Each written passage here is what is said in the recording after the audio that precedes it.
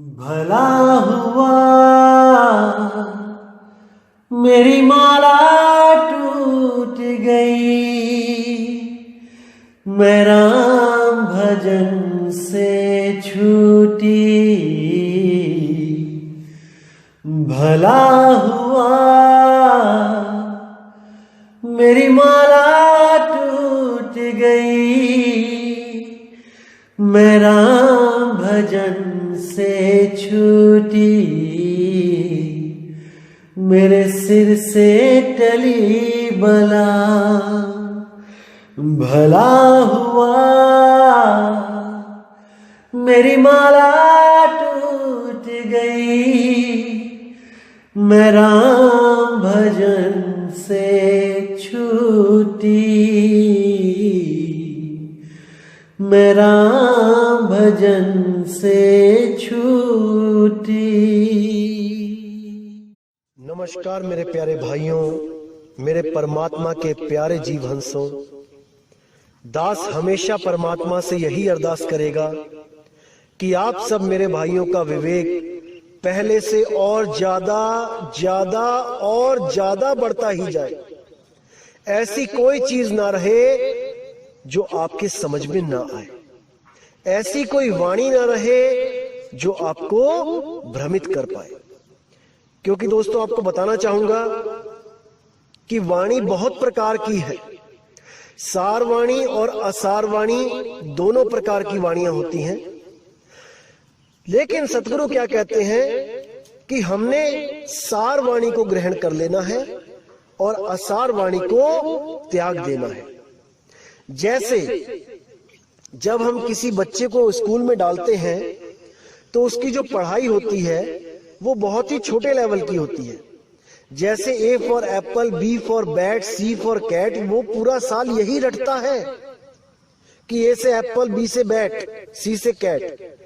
लेकिन जब वो 5वीं में आ जाता है या 10वीं में आ जाता है तब उन किताबों का कोई मतलब नहीं होता।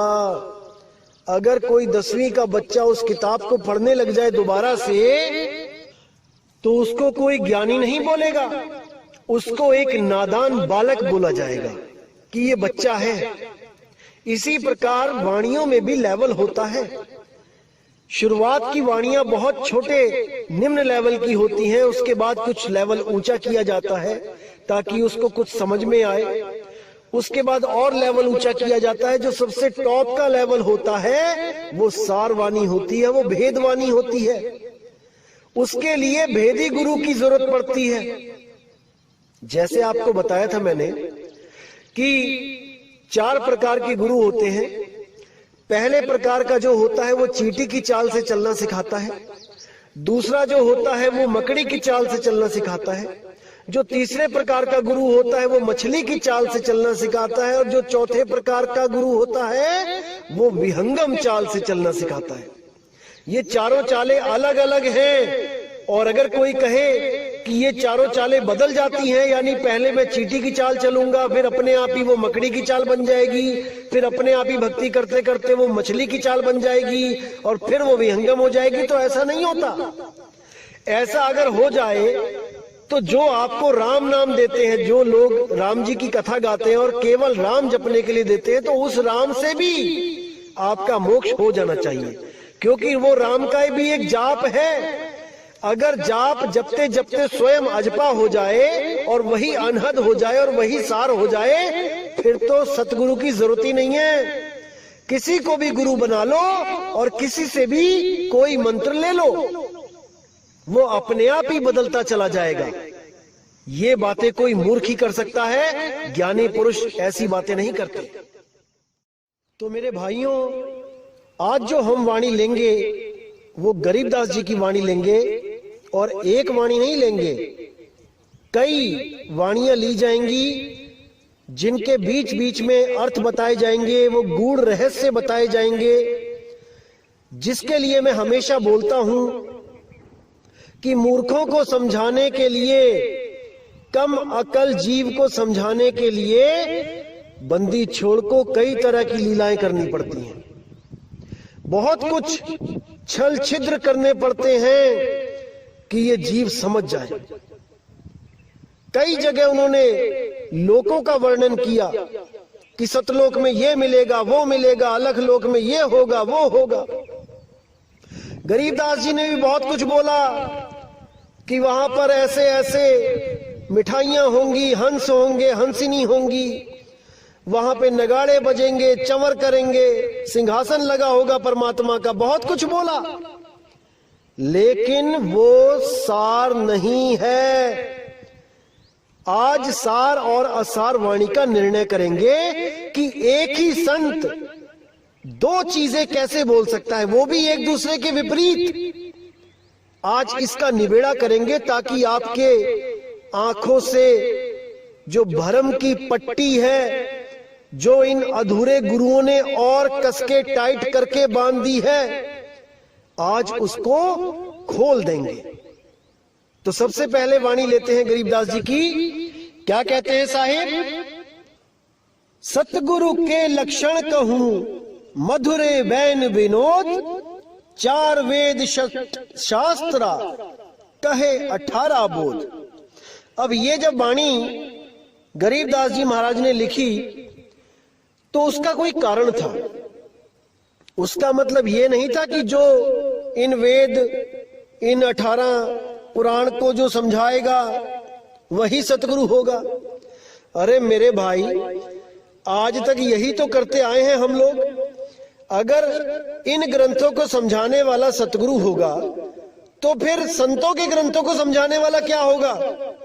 इतना भी नहीं समझ पाया कोई।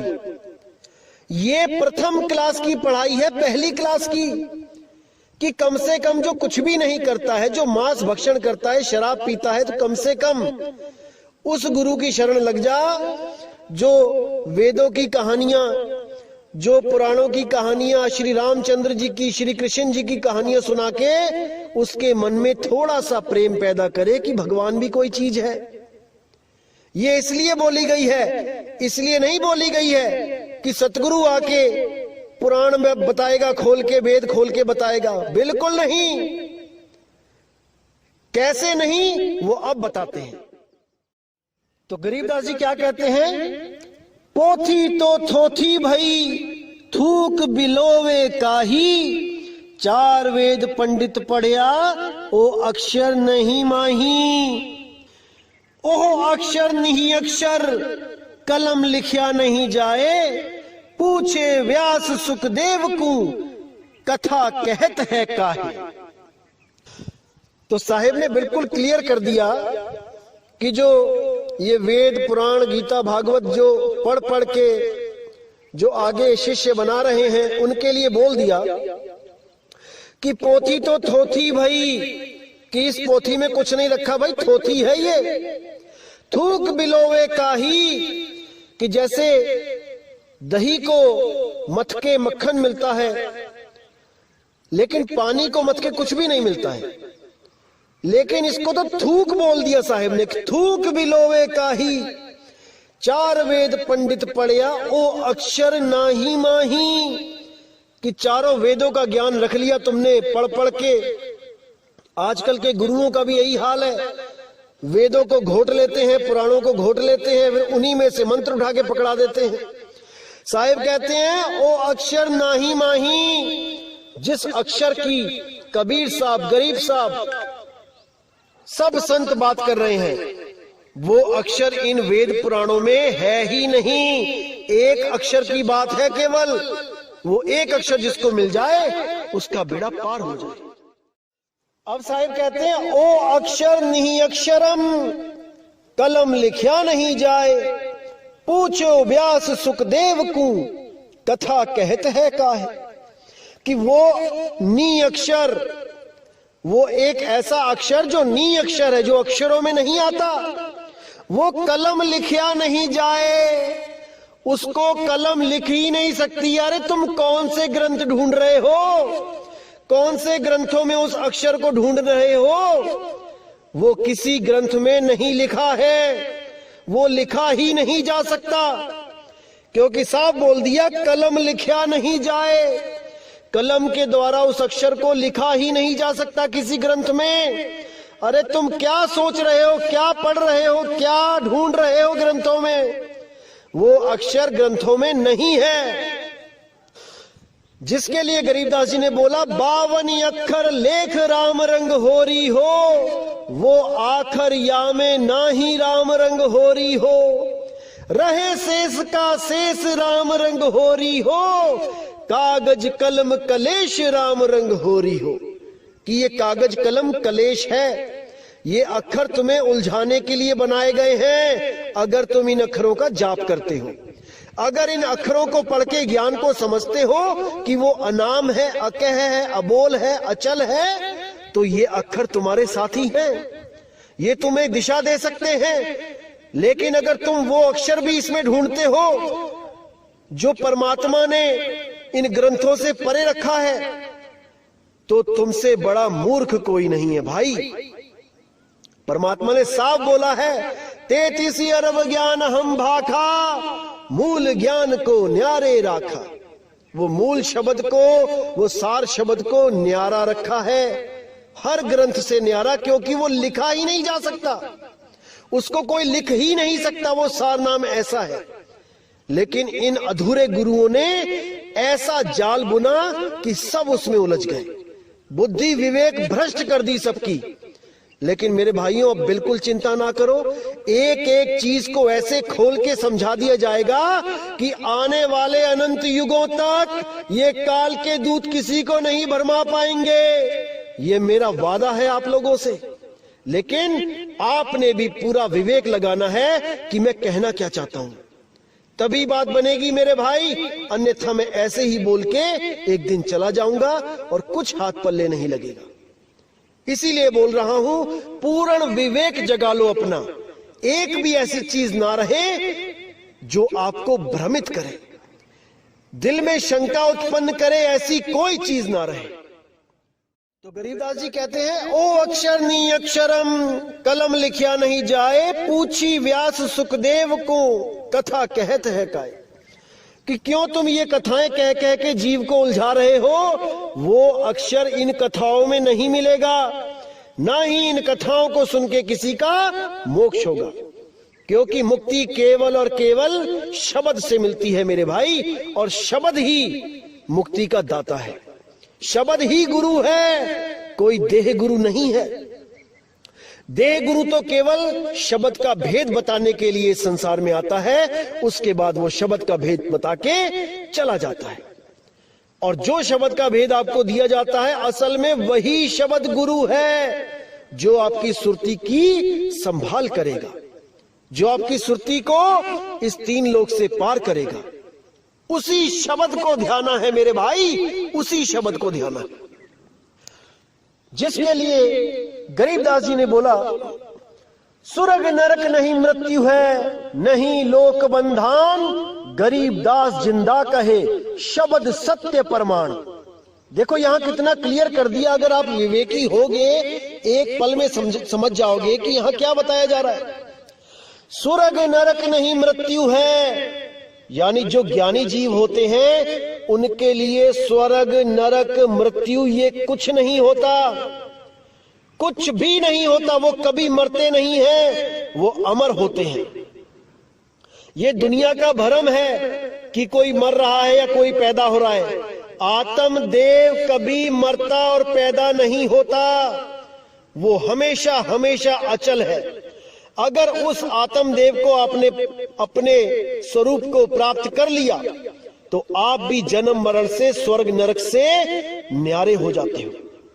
तो यहां बिल्कुल क्लियर कर दिया, स्वर्ग नरक नहीं मृत्यु है, नहीं लोक बंधन, किसी लोक का बंधन नहीं है मुझे कि मैं सतलोक जाऊंगा, कि अलख लोक जाऊंगा, कि स्वर्ग जाऊंगा, कि ब्रह्म लोक जाऊंगा, कि पाताल लोक जाऊंगा। अब मैं किसी लोक में नहीं जाऊंगा, अब मैं शब्द में रहूंगा। आगे क्या कहते हैं, गरीब दास जिंदा कहे शब्द सत्य प्रमाण, कि वो शब्द सत्य है, ये प्रमाण दे रहा हूं मैं आपको। जिस शब्द में आपने सुरती को धरना है, अरे सुरत समाए शब्द में, वाह को काल ना खाए। किस शब्द को? शब्दे शब्द रहेगा भाई, दूनी सृष्टि सब परलो जाई। चलसी कच्छ मच्छ कुरंबा, चलसी धौल धरणी अठखंबा। आगे देखिए कितना स्पष्ट लिख दिया है, अक्षर रूप रहे नहीं कोई, जिन एती लीला समोई। नी अक्षर है रूप हमारा, हम ना चली चली संसारा। कितना क्लियर कर दिया कि मेरा रूप नी अक्षर रूप है, शब्द रूप है, मेरा धुन रूप है। नी अक्षर धुन जहावा होई, सोगत जाने बिरला कोई। कितना स्पष्ट है कि शब्दे शब्द रहेगा भाई, दूनी सृष्टि सब परलो जाई। कि केवल और केवल शब्द ही रहेगा अंत समय में। ये जितनी भी सृष्टियां हैं, सतलोक, अलखलोक, अगमलोक, अनामी लोक, ये स्वर्ग, ये नरक, ये ब्रह्मलोक, ये पाताललोक, ये सब नष्ट हो जाएंगे। क्योंकि ये सब पैदा हुए हैं, ये बने हैं। जो बना है वो एक दिन बिगड़ेगा। क्या नहीं बना? शब्द नहीं बना। कौन सा शब्द नहीं बना? जो 52 अक्षरों से न्यारा है, जो शब्द स्वरूपी राम है, जो शब्द धुन है, जो अखंड निरंतर धुन है, वो कभी नहीं ना बनी और ना उसका कभी अंत होगा। उसी धुन में सुरत को हमेशा रखना है, तभी काम बनेगा मेरे भाई, तभी काम बनेगा। तो कहते हैं अक्षर रूप रहे नहीं कोई, जिन एती लीला समोई। अक्षर रूप यानी इस 3 लोक में जो भी अक्षरों के द्वारा कहा जा सकता है, देखा जा सकता है, लिखा जा सकता है, बोला जा सकता है, वो सब खत्म हो जाएगा। अक्षर रूप रहे नहीं कोई, जिन एती लीला समोई। नी अक्षर है रूप हमारा, हम ना चले चली संसारा। मेरा रूप नी अक्षर रूप है, जिसको हम पीव कहते हैं। 3 रूप बताए मैंने आपको, एक जीव रूप, एक शिव रूप, एक पीव रूप। शर, अक्षर, नी अक्षर। तो जो पीव रूप है वो नी अक्षर रूप है, वो दोनों से परे है। उसको जानने से ही मुक्ति होती है, अन्यथा कोई मुक्त नहीं हो सकता, नहीं हो सकता। अब जैसे आप लोगों ने भी वाणी सुनी होगी गरीबदास जी की, खंभ पार कर आए सतगुरु खंभ पार कर आए, मात पिता कुल कौन तास के, ना किने जननी जाए। कोटि कला कल धूत पुरुष की, दाजत है राम राये। प्रथम तो बैराह भय है, अक्षव ठुकराए। दाने दरमली चूरन कीने, पारस पृथ्वी ले आए। हिरणा कुश नख उदर बिदारे, कोपे बहुत रिसाए। तो देखिए यहां पर उन्होंने साफ कह दिया कि खंभ फाड़ के आए सतगुरु, खंभ फाड़ के आए, कि वो कबीर साहब ही खंभा फाड़ के आए। इसी तरह और भी लिखा कि द्रौपदी की लाज कबीर साहब ने बचाई, और भी बहुत कुछ लिखा। लेकिन ये सब लिखने का कुछ उद्देश्य था भाई, ये सारवाणी नहीं है। अगर आप ये मान के बैठ जाओ कि खंभा फाड़ के जो निकला वो कबीर ही था, तो कहां से सिद्ध करोगे कि कबीर साहब दया का सागर है? फिर तो वो किसी का पेट भी फाड़ सकता है। हजारों जीवों को मारा वहां है नरसिंह अवतार ने, फिर तो कबीर साहब जीवों को मार भी सकता है। अरे जब 52 बार मारा गया तब तो उन्होंने पलट के कभी वार किया नहीं। वहां पर कैसे किसी जीव को मार सकते हैं सतगुरु बंदी छोड़? इतनी भी बुद्धि नहीं लगा पाए, इतना भी विवेक नहीं जगा पाए, और इन अधूरे गुरुओं के कहने मात्र से उस खंबे को फाड़ने वाला जो काल का अवतार था उसको सतगुरु कबीर साहब घोषित कर दिया। हैरानी होती है मुझे कि उन गुरुओं को यही नहीं समझ में आया कि सारवाणी और असारवाणी क्या होती है।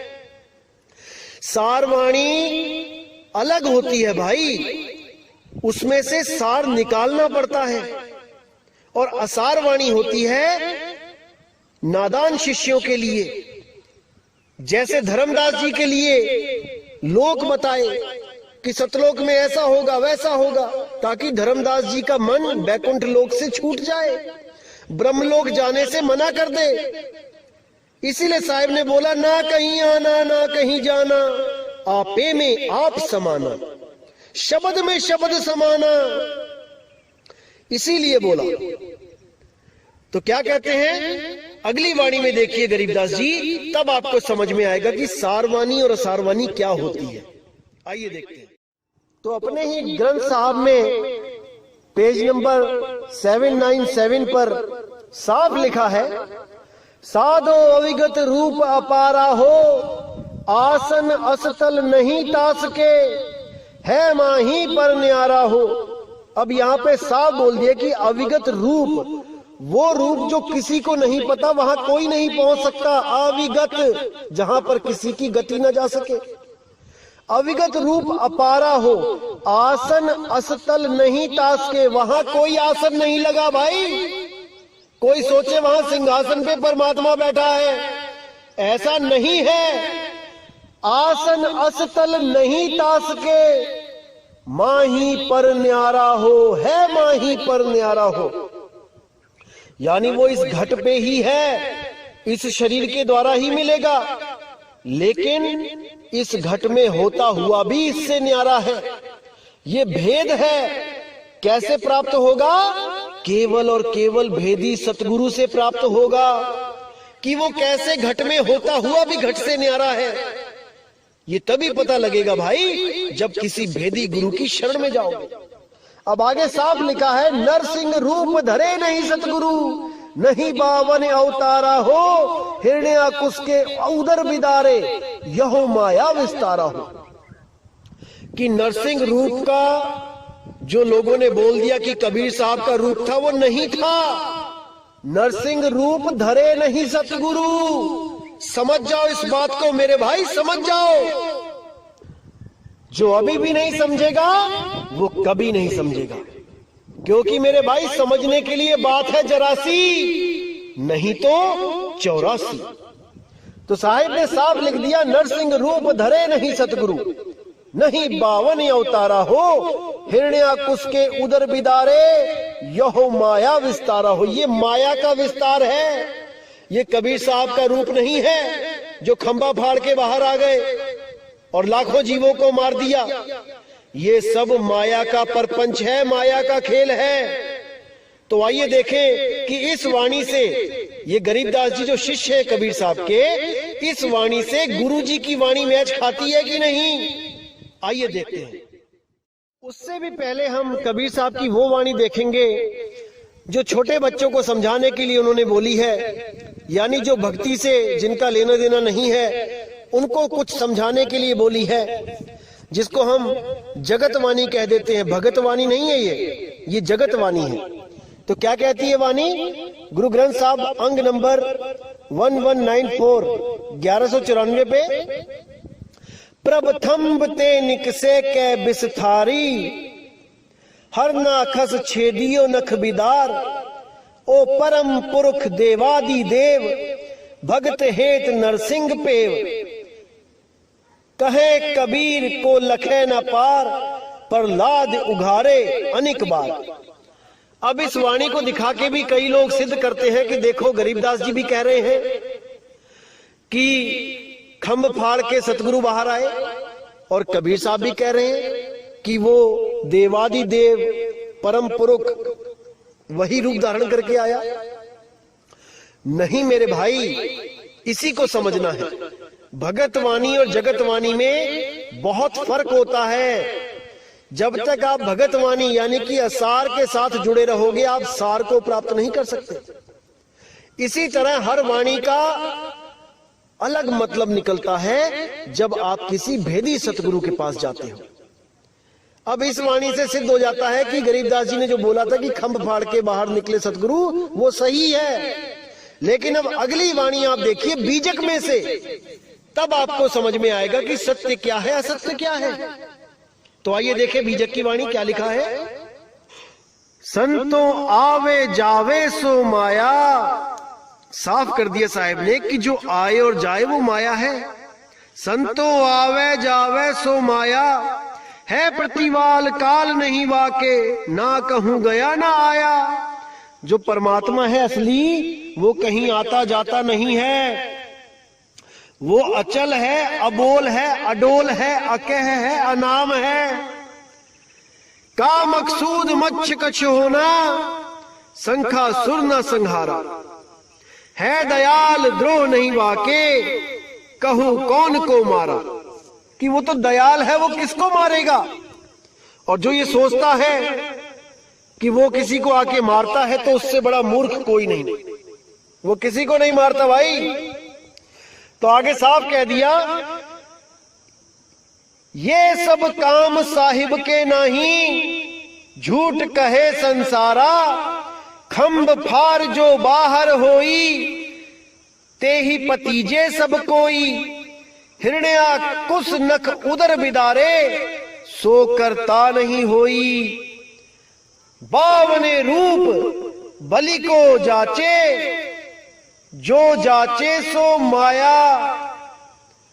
बिना विवेक सकल जग भर में, माया जग भर माया।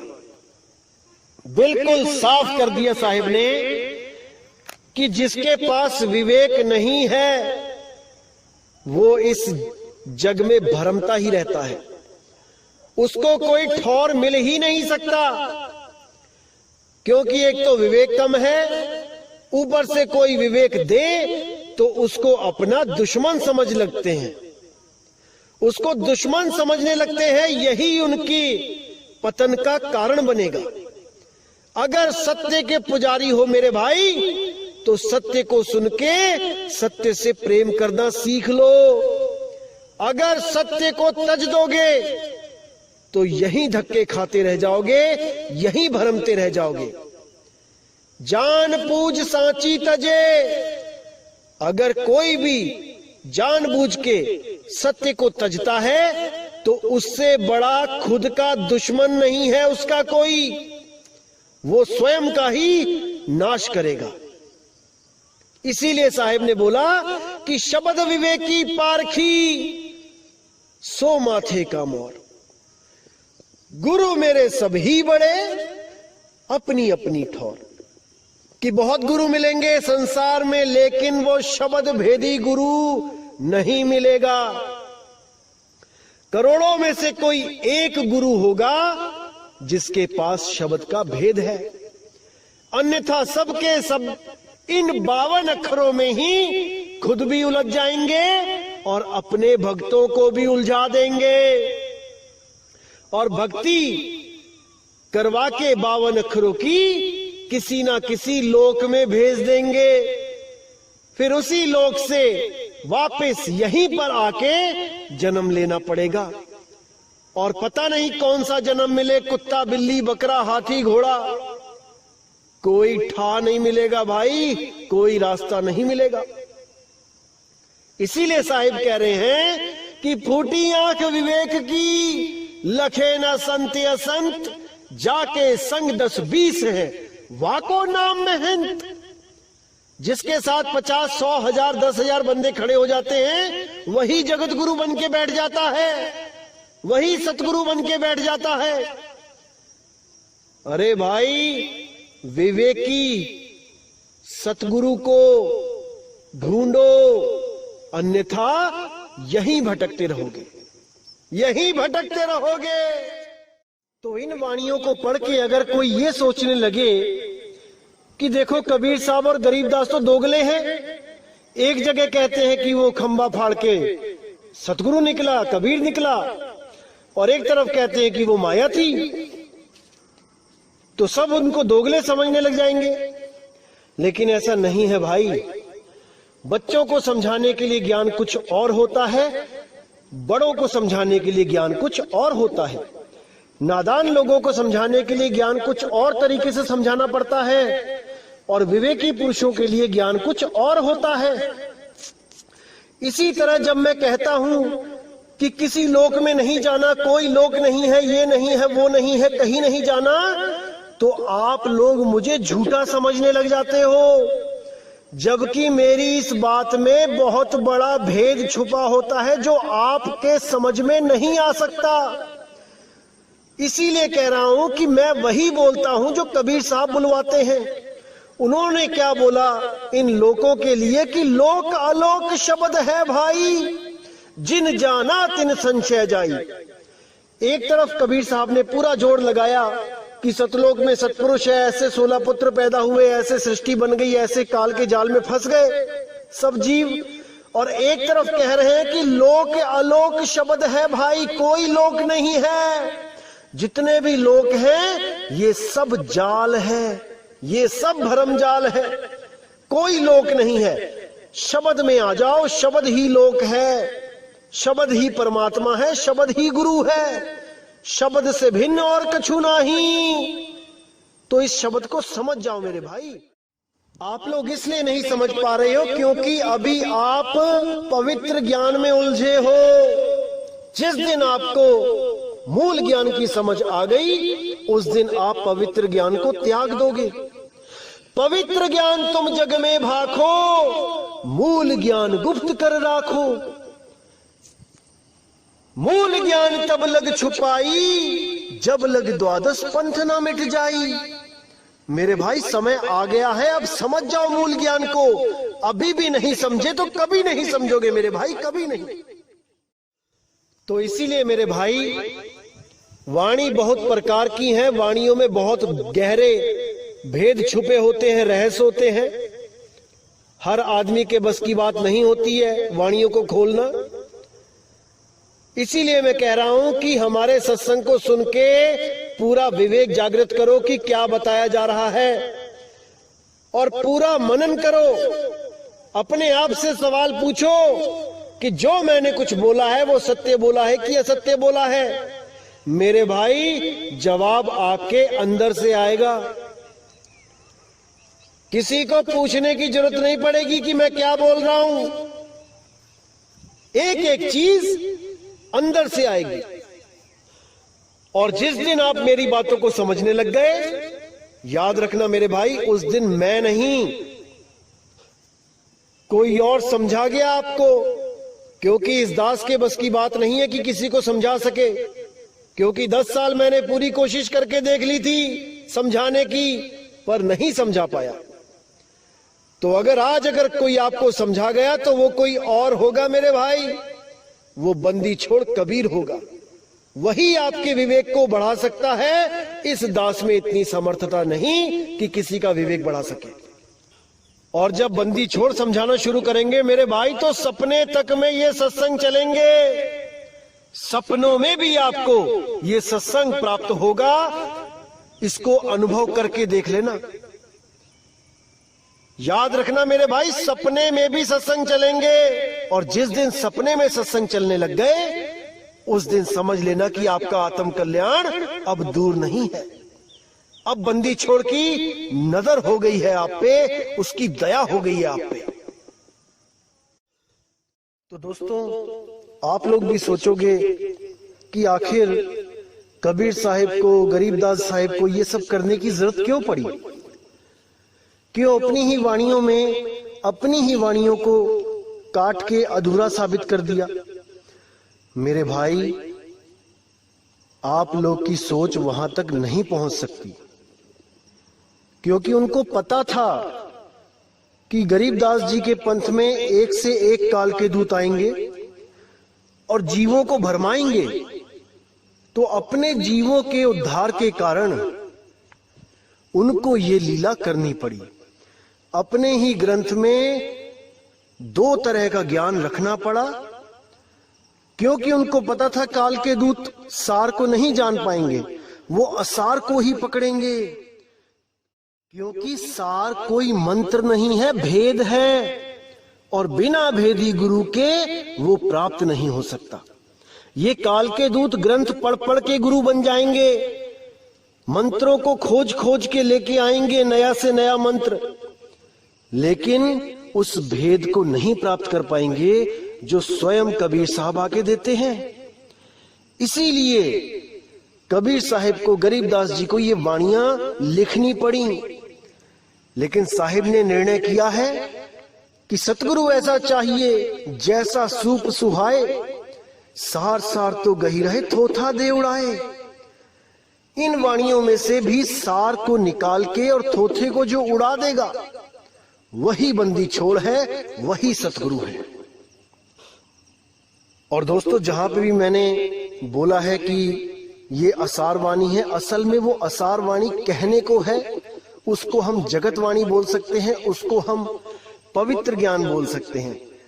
बंदी छोड़ तो कभी असार बोलते ही नहीं। अगर कहीं पे उन्होंने जगत वाणी को लिखा है, जगत वाणी को बोला है, तो वो हम लोगों के भले के कारण, नहीं तो उनको जरूरत ही नहीं थी। केवल और केवल कालदूतों से उस मूल ज्ञान को छुपा के पवित्र ज्ञान को उजागर करने का मकसद ही यही था कि ये मूल ज्ञान इनके हाथ ना लगे। भले इनके पास भेद ना हो, अगर ये लोग आत्मा की बातें करने लग जाते तो वो मूल ज्ञान के जैसे ही हो जाती।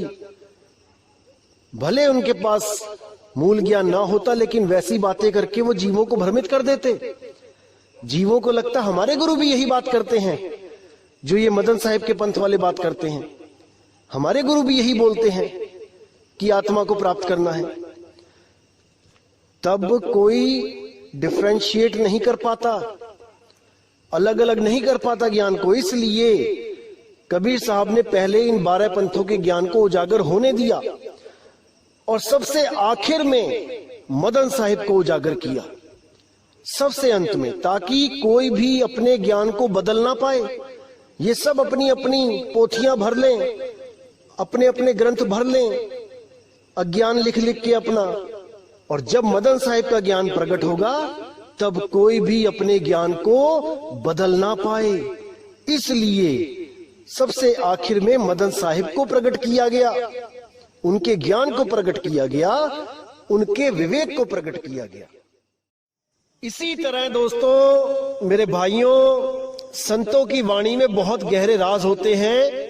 हमें भेदी सतगुरु के पास जाके उन वाणियों का खुलासा करवाना चाहिए, तभी बात बनेगी। तो केवल वाणियों के आधार पे भक्ति नहीं शुरू कर देनी चाहिए कि कहीं पे लिखा है ओ हम सो हम जपो रंग होरी हो, तो वहां ओम सोम जपने लग गए। अरे ये भी लिखा है ओ हम सो हम वाद विवादा, ओ हम सो हम में थे ध्रुव प्रहलादा, ये भी लिखा है। बहुत कुछ लिखा है मेरे भाई, लेकिन हमें सार को पकड़ना है, उस सार शब्द को पकड़ना है। अगर सार को नहीं पकड़ पाए तो ये जन्म बर्बाद समझो मेरे भाई। तो इसी के साथ दोस्तों मुझे विदा करें, और अगला सत्संग लेके मैं बहुत जल्दी आऊंगा। जय गुरु बंदी छोड़ बैराग साहिब, जय गुरु बंदी छोड़ साधु शरण साहिब, जय गुरु बंदी छोड़ बाबा मदन साहिब, जय जय गुरु बंदी छोड़ सतगुरु सत्य कबीर साहिब की सदा ही जय हो, सदा ही जय हो मेरे मालिक की साहिब बंदगी सतनाम।